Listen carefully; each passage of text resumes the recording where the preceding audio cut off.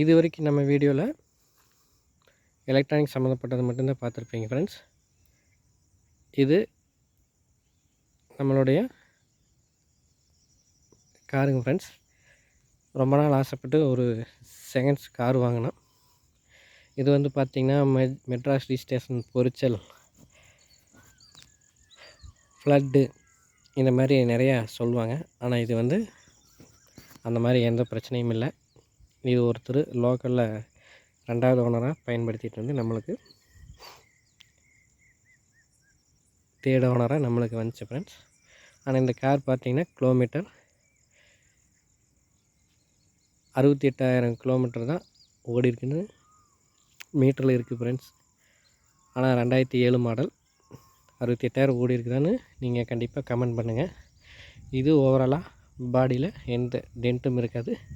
நான் மட்டும் ஓட்டிகிட்டு போய் ஒரு சின்ன டென்ட் ஆகிடுச்சு ஃப்ரெண்ட்ஸ். வேறெல்லாம் எதுவும் இல்லை. இந்த இடத்துல இருக்குது பேனட்டில் சின்னதாக, ஆனால் மற்றபடி எதுவும் இல்லை. அது பின்னாடி போயிட்டுருக்கிற வண்டியில் பின்னாடி வந்து சின்னதாக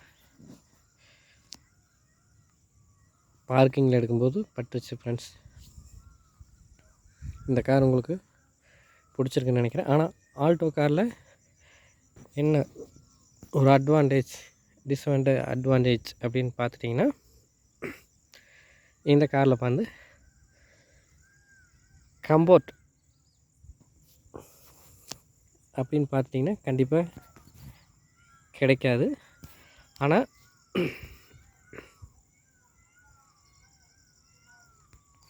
நாலு பேர்த்துக்கு கம்ஃபர்ட்டாக இருக்குது. இது வந்து பார்த்திங்கன்னா பட்ஜெட் கம்ஃபோர்ட் அப்படின்னு சொல்லலாம். இந்த காரில் ஃபியூயல் அப்படின்னு பார்த்திங்கன்னா லிட்டருக்கு 18லேருந்து 22 கிடைக்குன்னு சொல்லுவாங்க. ஆனால் அவ்வளோவெல்லாம் எதிர்பார்க்க முடியாது. 16 கன்ஃபார்ம் கிடைக்கும் ஃப்ரெண்ட்ஸ். 18ங்கிறது ஹைவேல கிடைக்கலாம். ஆனால் சிஎன்ஜியில் பார்த்திங்கன்னா இவர் அடிச்சுக்கிறதுக்கு மைலேஜில் யாரும் இல்லை. சிஎன்ஜி ஃபிட் பண்ணிங்க நிறைய பேர் சொல்லிட்டாங்க ஃப்ரெண்ட்ஸ். எப்படியும் பார்த்துட்டிங்கன்னா 30க்கு மேலே அப்படின்னு சிஎன்ஜி ஃபிட் பண்ண நண்பர்கள் எல்லாம் சொன்னாங்க. நாங்கள் இப்போதைக்கு சிஎன்ஜி எதுவும் ஃபிட் பண்ணல. எடுத்து 2 மாதம் தான் ஆகுது. இந்த கார் வந்து ஏன் நான் வீடியோ போடுறேன் அப்படிங்கிற காரணம் என்னென்னு பார்த்தீங்கன்னா, நானும் காரு வாங்குறதுக்கு தகுதியானவனா அப்படின்னு சிந்திச்சுட்டே தான் போய் கார் வாங்கினேன். ஆனால் ஒரு வித பயம் இருந்துச்சு. சின்னதாக ஒரு குட்டி ஃபேமிலி ஒன்று இருக்குது, அவங்களும் பார்த்துக்கணும். என்னோடய தினசரி வருமானத்தை எல்லாம் கணக்கு போட்டு பார்த்துட்டு தான் நான் கார் வாங்கினேன். அப்புறம் வந்து ஃபேமிலியில் சின்ன சின்ன செலவுகள் வரலாம், அதையும் பார்த்துட்டு தான் கார் வாங்கணும். நாம் கார் வாங்குகிற அளவுக்கு தகுதியானவனா அப்படின்னு மனசில் ஒரு பயத்தோடு தான் கார் வாங்கினோம். இது ஏன் இவ்வளோ தெளிவாக டீட்டெயில்ஸாக சொல்கிறதுக்கு காரணம் என்னென்னா, கார் வாங்கும் நண்பர்களுக்கு நான் சொன்னது ஒரு சப்போர்ட்டாக இருக்குங்கிற ஒரு காரணத்துக்காக தான் இந்த வீடியோ நான் போட்டேன். ரொம்ப நாள் நம்ம சேனலில் என்ன வந்து வீடியோ போடல. இனிமேல் கண்டிப்பாக வீடியோ போடுவேன்.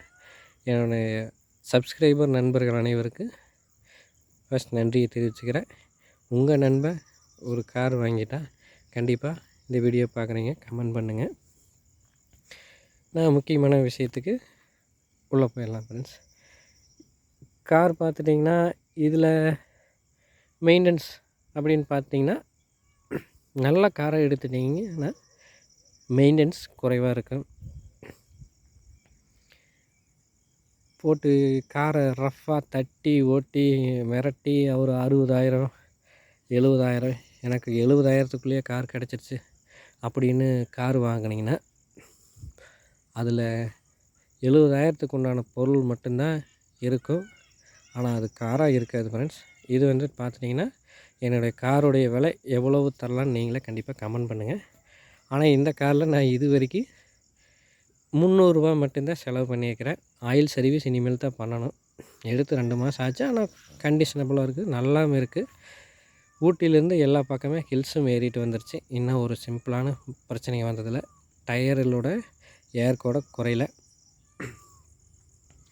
இந்த கார் வந்து ஃபஸ்ட் டைம் கார் வாங்கி ஓட்டி பழகிறேன்னு சொல்கிறத விட ஃபேமிலி யூஸுக்கான ஒரு 4 வீல் கொண்ட ஒரு பைக் மாதிரி பயன்படுத்திக்கலாம் ஃப்ரெண்ட்ஸ்.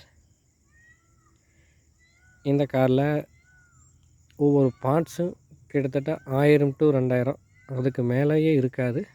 டயரே பார்த்திங்கன்னா 3000 தான் வரும். இன்ஜின் குட் கண்டிஷன், பாடி குட் கண்டிஷனில் இருந்துட்டா, ஸ்டேரிங் பவர் ஸ்டேரிங்கில் ப்ராப்ளம் இல்லாமல் இருந்துட்டா, வீல் அதுலேயும் எந்த ஒரு பிரச்சனையும் இல்லாமல் இருந்துட்டா, ஏசி இந்த லைனில் எந்த ஒரு பிரச்சனையும் இல்லாமல் இருந்துட்டா, வண்டியில் ஒரு 85% 90% குவாலிட்டியாக இருந்துட்டால் உங்களை அடிச்சுக்கிறதுக்கு இந்த இடத்துல காரே கிடையாது ஃப்ரெண்ட்ஸ்.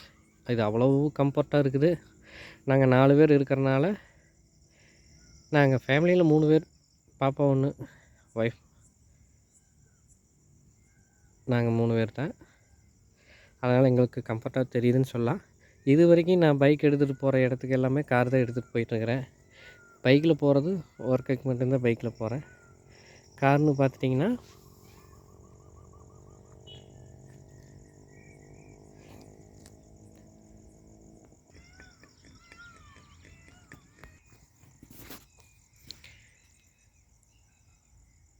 கொஞ்சம் சூரியனும் இறங்கிறதுனால லைட் வெளிச்சம் கொஞ்சம் கம்ஃபர்டபுளாக இருக்குமான்னு தெரியல ஃப்ரெண்ட்ஸ். காரில் வந்து பார்த்துட்டிங்கன்னா மெயின்டெனன்ஸ் எல்லாம் எதுவும் கிடையாது. நீங்கள் வந்து ஃபியூல் மட்டும் கொஞ்சம் லாங் போகிறப்போ அதிகமாக பைக்கை விட கம்பேர் பண்ணும்போது குறைஞ்சது ஒரு 60 கிலோமீட்டர் கிடைக்கும். ஆனால் இது வந்து ஒரு 18-16 கிலோமீட்டர் தான் கிடைக்கும் ஃப்ரெண்ட்ஸ். ஆல்டோ வந்து ஓல்டு பேஷன் அப்படின்னு மட்டும் நினச்சிட்டு ஒரு 1 லட்சம் 1.5 லட்சம் வந்து கையில் இருக்கிறீங்க, 3 லட்சம் 4 லட்சத்துக்கு காருக்கு ஆசைப்பட்டு போய் லோன்லேயே ஒரு 5 வருஷம் கஷ்டப்பட வேண்டாம். இந்த கார் வந்து சின்ன ஃபேமிலிக்கு ரொம்பவே நல்ல கார், எடுத்துக்கலாம். நாங்கள் கார் மாற்றுறோன்னா மாற்றுவோம். ஆனால் இந்த கார் வந்து எனக்கு இப்போதைக்கு ரொம்பவே பிடிச்சமான கார். யார் யார் ஆல்டோவுக்கு ஃபேன்ஸ் இருக்கிறீங்களோ அவங்க கண்டிப்பாக கமெண்ட் பண்ணுங்கள். இது மற்ற கார்களுக்குள்ளே நிற்கும்போது நம்மளது ரொம்ப டைப் 3 கார் ரொம்ப ஒரு மாதிரி லுக் கம்பேரிசன் கம்மியாக இருக்கும் அப்படின்னு மட்டும் கம்பேர் பண்ணிடாதீங்க. எல்லா கார்களுக்கும் இது சின்ன தங்கம் மாதிரி அவ்வளோ அழகாக இருக்குது. இதில் பார்த்திங்கன்னா வீல்